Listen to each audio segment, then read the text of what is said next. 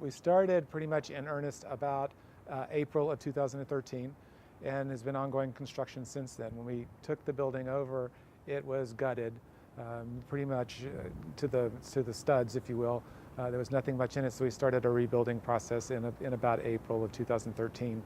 And we come to this point where the hotel should soft open probably next week, which will be the week of the 10th of March. We're looking at a soft opening and a grand opening by the end of March. It's an exciting week. This very stressful here at the last minute with every trade possible, trying to finish up the last details of each part of the job for us to get the details of the design installed and ready to go. Of course, we have carpets down and wood floors down and and construction workers tromping over the top of them and moving boxes of furniture in and mattresses coming in tomorrow. So it's all very much a last minute flurry of activity to get the building finished. The rooftop space has been kind of a hodgepodge of different construction throughout the years. Different small buildings were added based on the needs of the building. When we took over, there was one kind of major area up here that I think had been used as an office and perhaps as an apartment.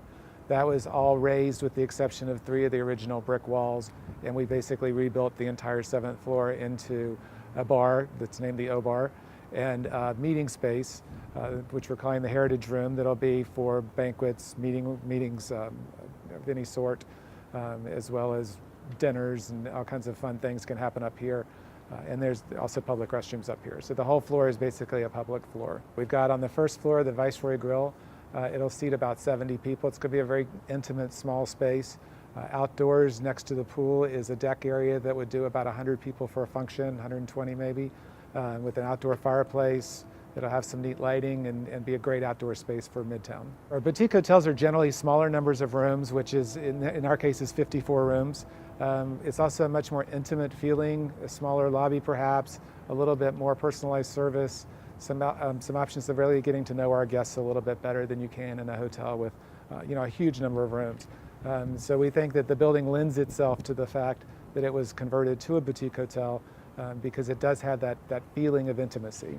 Ambassador began in Tulsa, a very popular and famous hotel, our sister in Tulsa, the Ambassador. We've recently opened in Kansas City in a great all-bank building and also in Wichita. All of our hotels are built in or reused buildings that were historic structures that have now been turned into boutique hotels.